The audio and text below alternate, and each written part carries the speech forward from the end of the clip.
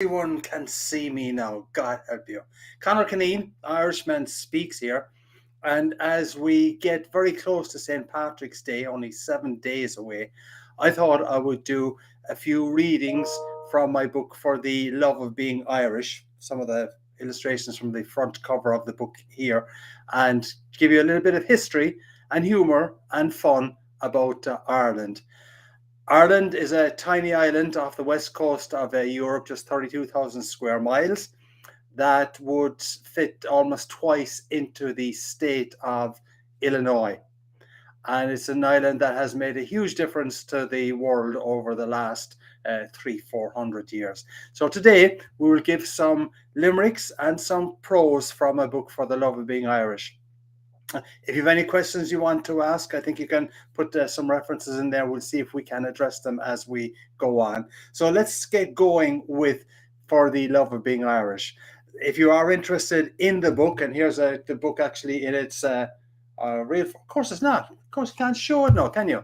In its form, you can purchase signed copies at the shamrockshop.com. That's right. It's the shamrockshop.com.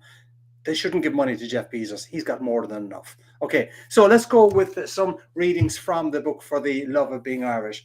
And I suppose what we should do first is we should start with St. Patrick, because he's the guy who started the whole thing. And St. Patrick, he's our patron saint, which is really quite quaint. He brought Ireland the faith. He made us holy and great. But Irish, St. Patrick, he ain't. That's right. St. Patrick, who, as you can see here, is on this side of the screen here. He was actually he's a Brit. Can you imagine it? St. Patrick is a Brit.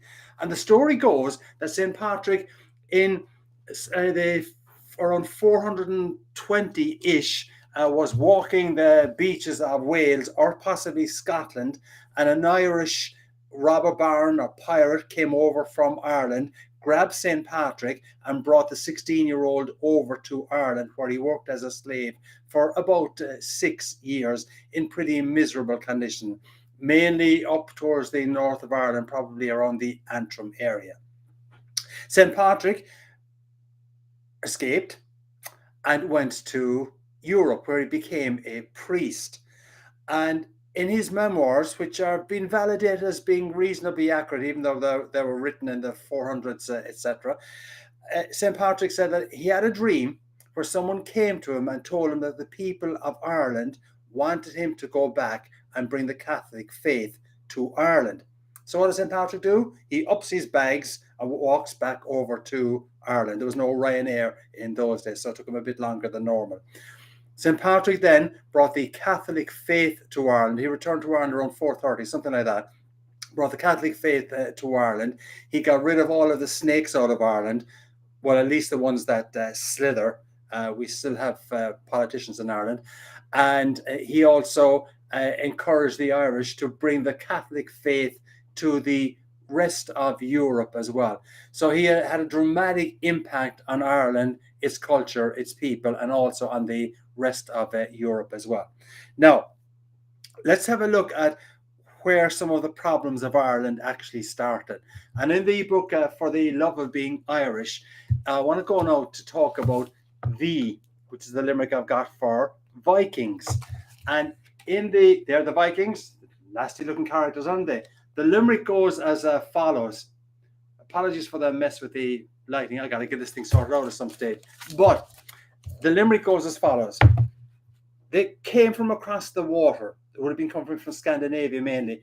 And when Bjorn and Benny and Olaf came to Ireland in around the 700s, 800s, they did not bring the kind of Scandinavian love and good feeling that their colleagues Benny and Bjorn from ABBA brought many years later. But the limerick about the Vikings.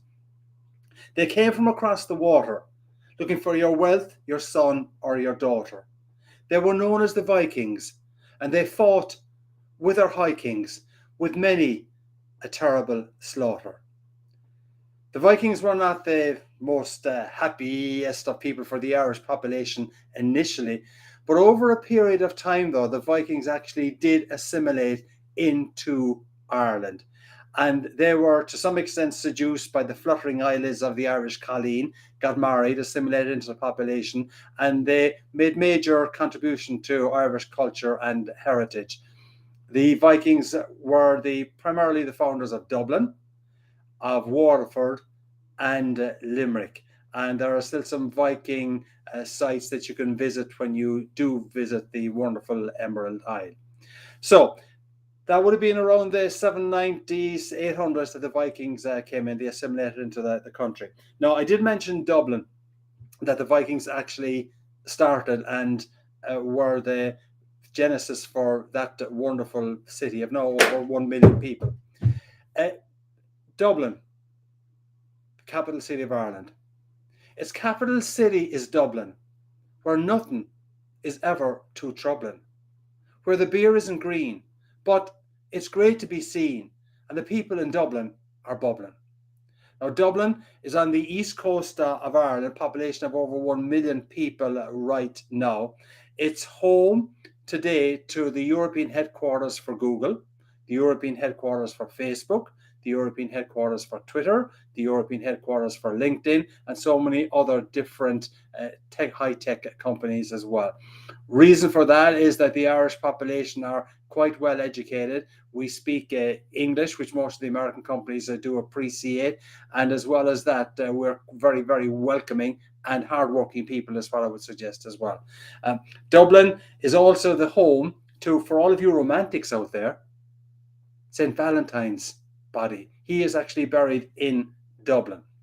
Now, so that is the capital city of Dublin. Wonderful are the cities in Ireland that you should visit are Cork, my hometown, and places like Galway, probably one of the finest and funnest cities in all of Europe, if not all of the world.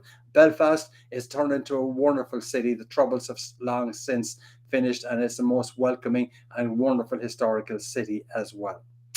Let's go to the next one. Now, what I want to say to you is that one of the reasons why Ireland is so enjoyable is that you will not get any better crack in the world than you will get in Ireland.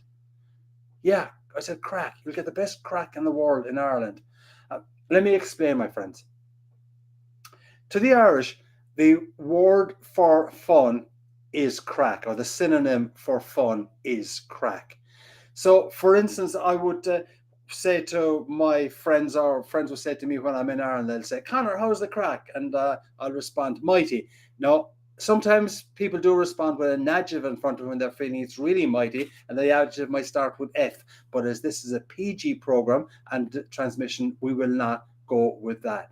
But the word crack means fun, and regularly in Ireland, you will hear Irish people say things like, oh, you won't believe the crack we had down at the parish priest's house last night. Or, we had an amazing crack with the cops last night. True. I'm not making this up, gang. So let's go with a limerick for the crack.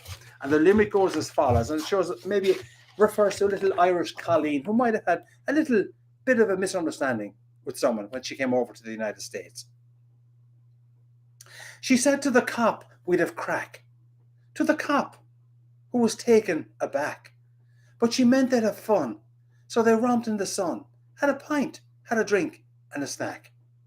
Now, that's just one of the limericks from a book for the love of being Irish. You can see the front cover here. The illustrations, by the way, were done by the wonderful Mark Anderson, who does a fantastic job, as you can absolutely see on this. If you would like to purchase a copy of the book, you can get it at the shamrockshop.com.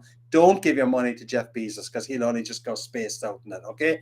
So the shamrockshop.com. So we're doing, for those of you who are coming in late, we're doing some limericks from my book For the Love of Being Irish. We're doing a little bit of history about Ireland as well as we get close to St. Patrick's Day. Now, one of the most famous landmarks in Ireland is the Blarney Stone. Blarney is actually a small little town outside of Cork City. In fact, when I was courting my first wife, who also happens to be my current wife, and who I love very much, we used to often walk from Cork out to Blarney. It was about a 5 or 6 mile walk. It's actually got longer now because they've turned it into kilometres, which is what they use in Ireland. So it's now about 10 kilometres. So it's just seems to be longer for some reason. But anyway, let's go with the limerick for Blarney. And the limerick goes as follows. When you kiss the stone in County Cork, you'll be talking all the way to New York, New York. You'll talk faster and better in a suit or a sweater, whether with chopsticks, a knife, or a fork. Blarney, they say, is a magic gift, and many people have kissed the Blarney Stone. Mick Jagger has kissed the Blarney Stone. Winston Churchill has kissed the Blarney Stone, and look what it did for his oratory skills. And even Bart Simpson apparently has kissed Conor. It's has kissed the Blarney Stone. So they're just some of the people who have kissed the Blarney Stone. The way it works is that you got to climb the castle stairs. You actually then are lie on your back, and then you kiss the stone, which you go backwards and you kiss the stone that way. Don't you worry, there's someone actually holding you when they're kissing the stone. For those of you who are being told that you shouldn't kiss the Blarney Stone because people pee on it at night time after they've had a few pints, that is totally and utterly incorrect. There is no way a drunk Irishman could climb those steps to get up and pee on the Blarney Stone. Whether they could do it when they're sober is a different kettle of fish, but I think you can be reasonably sure that it is a very safe, attractive, and fun Irish landmark to visit. Now, some of the people who also have an ability to express Blarney or to articulate themselves particularly well are Irish actors. And in the book that I'm talking about here, For the Love of Being Irish, I actually do a limerick for for A is for actor. That's Peter O'Toole there you've got on your screen as well. A is for actor. Many a fine Irish actor brought to the screen an important factor. Pierce Brosnan brought cool. We had charm from O'Toole. Never a word from any detractor. Now, Ireland is famous for its theatrical personality, for its writings, and also for actors. Not just these people who I've mentioned here, but other people like, for instance, is there a better thespian than Liam Neeson? What? I said thespian. No, thespian. Thespin. Is there a better thespian than Liam Neeson? Or maybe big Brendan Gleeson, who with O'Farrell in Bruges, they were both really huge, fine actors for a good reason.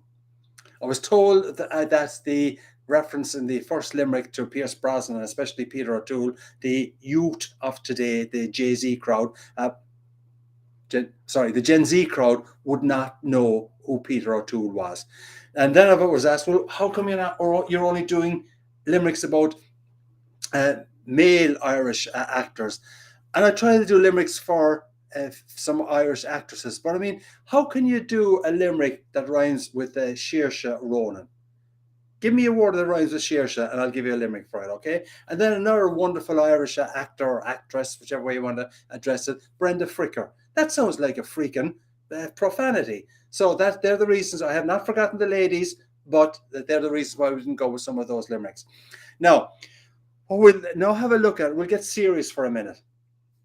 And one of the great tragedies that has hit Ireland is the potato famine, which resulted in scarring the Irish population and was really responsible for the emigration of so many Irish to the United States, Canada, Australia, etc., and probably had to create the great Irish tradition and history and diaspora around the world.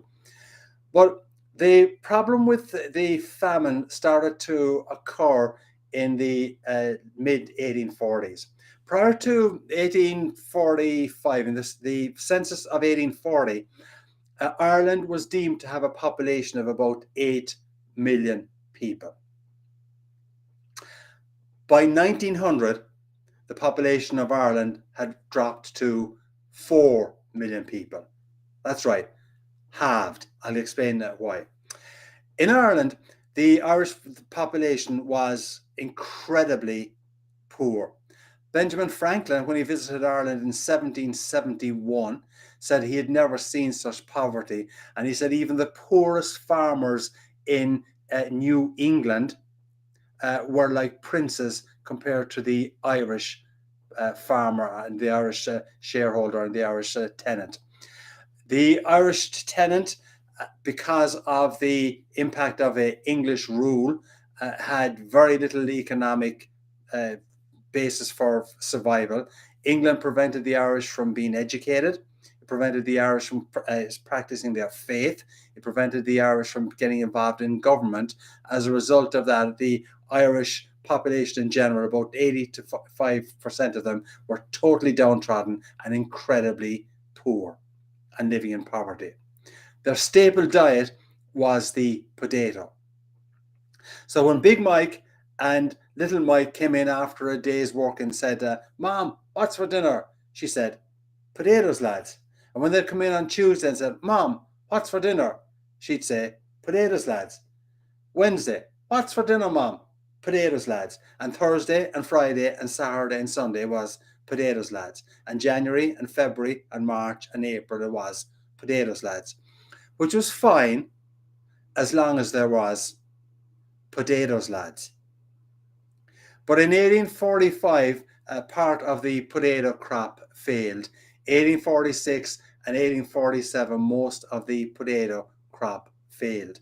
And what was happening was it was infected with a bug, a disease, a blight, which reduced the potato crop to just a black, stinking, horrible mush, an inedible mush. And soon people were afraid of dying. But as you saw your family dying, your kids dying, as you saw your friends dying, and as you saw neighbours dying, soon people were actually afraid of even living. It wreaked havoc on the Irish population. Indeed, the letter published in the London Times in December 24th, 1846 by a person by the name of Nicholas Cummins, he was the magistrate of Cork, went as follows. And I will read most of the letter to you. The scenes which presented themselves were such as no tongue or pen can convey the slightest idea of. 6 famished and ghastly skeletons, to all appearances dead, were huddled in a corner on some filthy straw, their sole covering what seemed a ragged horse cloth, their wretched legs hanging about naked above the knees. I approached with horror and found by a low moaning they were alive. They were in fever, 4 children, a woman, and what had once been a man. In a few minutes I was surrounded by at least 200 such phantoms, such frightful spectres as no words can describe, suffering either from famine or from fever. Their demon-like yells are still ringing in my ears, and their horrible images are fixed upon my brain. One of the reasons why the demon-like yells might have been ringing in his ear is because while Irish people were dying of starvation, wheat and corn was still being exported from Ireland over to England. The person in charge of Ireland at the time, Charles Trevelyan, saw famine, as he said, as a mechanism for reducing surplus population. Trevelyan was actually a very religious person, depending on what you define religious as. He actually said, the judgment of God sent a calamity to teach the Irish a lesson. That calamity must not be too much mitigated. And it wasn't. England provided very little support for the Irish population that was starving to death. To be fair, there were some volunteers and voluntary organizations that did contribute, but over 1 million people, up to maybe 1.5 million people, died as a result of the potato famine. However, on April 27th, 1848, Charles Trevelyan was given a knighthood for his services to Ireland. I said the population of Ireland fell from 8 million to 4 million people between 1840 and 1900. So what happened was we had about over 1 million people who died of starvation.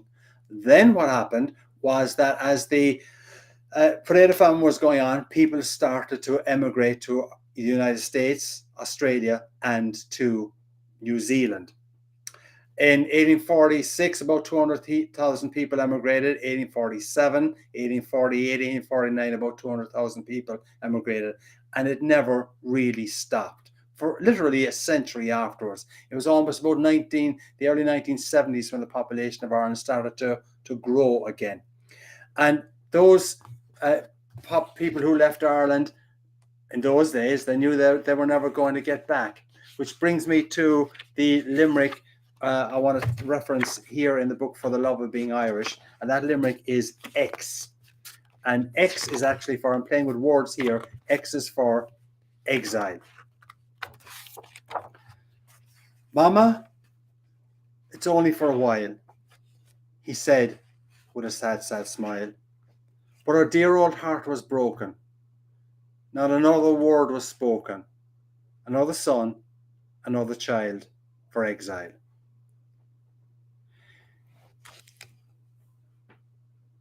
With so many people leaving Ireland, the Irish population was decimated. What was happening was that so many people with a future ahead of them, or any kind of a future ahead of them, left Ireland and they went to the United States, Australia, and to Canada and other places as well. One of the ironies, of course, is that when the Irish left in the 1850s, they then came to the United States, and so many of them actually fought in the Civil War, conscripted or volunteered. One of the real ironies is that Irish people fought in the Confederacy. Maybe up to 30,000 people fought in the Confederacy or for the Confederacy, and over 100,000 Irish, probably that number, fought for the Union Army. Why did they fight for the Confederacy? Well, when Irish were leaving the port of Cove, primarily in the 1850s, apparently they were told that they could go to New Orleans, which is close to New York. That's one of the myths that was going around the place. Anyway, they landed in the New Orleans, southern states, etc., and they stayed there. One of the other reasons why some of them actually were happy to take up arms against the Confederacy or the Union is they saw the Union as being anti-Catholic to a certain extent, and also reminded them of the treatment that they got from the English. So that was the Irish famine, decimated Ireland, and by 1900, at least we'd lost at least 4 million people. However, let's go back and get a bit of joy into this thing again. Ireland, the Irish came to the United States. They got very good, as they got especially very good at counting votes. And sometimes they counted votes more than once. Oh, don't tell the GOP, for God's sake. Right. In counting those votes, they were able to become very effective in cities like Philadelphia, New York, and in Chicago. And in my book, For the Love of Being Irish, the limerick, the letter P, stands for politics. Yes, would you believe it, my people? Politics. There's Reagan, and of course we've got to have St. John Kennedy. Oh my Lord above. When I was growing up in Ireland, we used to have images on the kitchen, and so many other people had, of Jesus Christ on one side of the photograph and John F. Kennedy on this other side. Of course, he was totally good Catholic and wonderful husband. Never showing any infidelity. Anyway, P is for politics. Vote early and often, he said. Maybe the living or even the dead. But if you want your best selection to win the next election, vote twice from your funeral bed. So the Irish dominated politics in New York. Tammany Hall was probably what was most associated with Ireland. And to say it was corrupt would be putting it mildly. There was a lot of pay for patronage there. But it was the same in Philadelphia, Chicago as well, and a number of other cities. Like other ethnic groups as well, they knew how to play the system and pay the system. Okay? So my friends, what I'm doing here is I'm doing some readings from my book, For the Love of Being Irish. It's a book which is wonderfully illustrated by my friend Mark Anderson. And in the book, I provide limericks for each letter of the alphabet, except for I didn't do one for famine because I didn't think that was appropriate. I don't do one for Irish independence because that involves so much brutality. I didn't do one for there either. And T is for Titanic. I just talk about the where the Titanic impacted so many people on both sides of the Atlantic. Now, let us now go to G, and G is for, what do you think? Guinness, that's right, yeah. To the Irish, it's more than a beer. That much is totally clear. The black it tastes great, drunk early or late. No, oh dear, no car should you steer. So, Guinness to the Irish is an institution. The business was founded in 1759 in Dublin by Arthur Guinness, and it is now a brand that is known all over the world. But there's a lot of sadness associated with Guinness, especially for people like me here in the United States, because the chances of me getting a good pint of Guinness poured in the United States is about as rare as finding an honest politician in Chicago. Okay, maybe it's not as bad as that, but it is pretty difficult to find a good well-poured pint of Guinness. Guinness will tell you that to pour the perfect pint of Guinness, you need 119.5 seconds. And to be fair, when you're thirsty, that is quite a lengthy time. But at the same time, though, it is well worth the wait. The way it works is that the barman will take the pint, hold it at about 60-degree angle to the tap, fill the glass to about 2/3 full, and then put it up in the counter mount. And then what you will see, dear viewer, is you will see brown clouds swirling around. And what they actually are is tiny little nitrogen Guinness bubbles trying to find some solace in some Guinness wonderland. And the Guinness wonderland is a wonderful creamy head. I'm getting thirsty here, I tell you. Then, when the creamy head is settled, the glass is 2/3 full, the barman will take up the glass, top it up with care and attention. Make sure you've got a kind of slightly kind of half little moon effect coming over the top of the glass. Beautiful white drifting snow kind of feel to the nitrogen head, and then hand it with care and attention to the drooling patron. Guinness is a product that is now available in most countries in the world. It is synonymous with Ireland. The Guinness logo actually suggests a harp. Doesn't actually appear on this cover here. But what happens is that the Guinness harp is also the symbol for the Irish government. But this harp is illustrated, is turned differently for Guinness compared to, it faces in a different direction to the Irish symbol for the government. Guinness is a product that you can get in South Africa, in Nigeria, in the United States, but the chances, as I say, of getting a good pint here are pretty sad and bad at times. But we will continue to strive to do some research to make sure we find the perfect pint. And you can get some good perfect pints in some good pints in some good pubs in Chicago. Right, let's finish up, my friends, with two little limericks about, one is R, and R is for river dance. And this is a limerick in my book, For the Love of Being Irish. If you do want to purchase the book, do so at the Shamrock shop. You will get a signed copy of the book. Yes! And you won't be giving money to Jeff Bezos because he'll only just spend the money on space or something like that. And we don't want that. Let's have a look at R is for Riverdance. Riverdance started as just an intermission show during the Eurovision Song Contest about 30 years ago. And what happened was the show just will last for about 7 or 8 minutes during the intermission, took the world by storm. You can find the video on YouTube, and it's just wonderful, that little 7 or 8 minute piece as well. Michael Flatley and Jean Butler were the two primary dancers in that show. So the limerick goes as follows. R is for Riverdance. Moving faster than Dasher and Prancer, was there ever a better man dancer? He'd do a jig and a reel with those ankles of steel, Mike Flatley, the Irish romancer.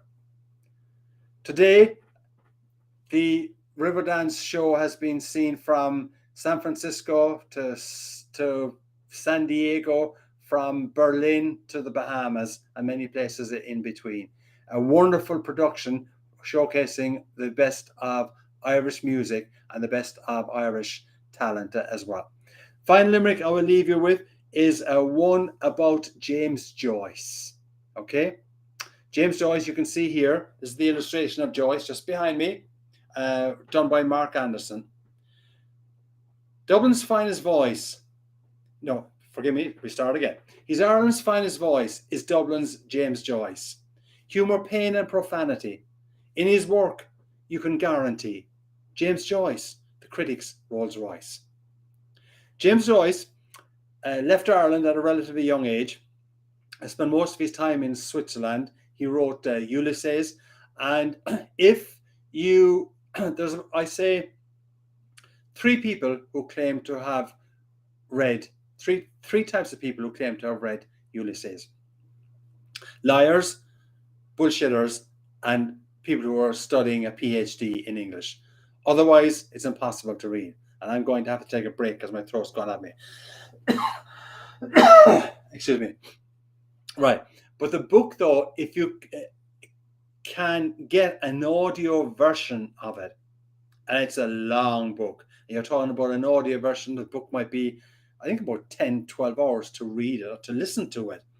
It is a wonderful book with some wonderful lyrical prose in it, some profanities, actually a lot of profanities. It's also a filthy book. I mean, that's one of the reasons why the Irish Catholic Church kind of banned or tried to ban Joyce and Ulysses in Ireland.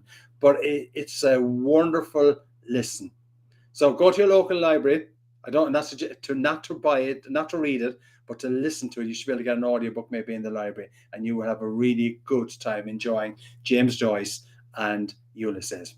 Now, my friends, is what I want to leave you with today. We may do another version of this in the next couple of days. I'm doing some work here from my book, For the Love of Being Irish. Illustrations by Mark Anderson. All the humour and history, pathos of Ireland in the book For the Love of Being Irish, which you can purchase at the shamrockshop.com. So stay safe, my friends. Stay well, and we'll see you again shortly. Slán.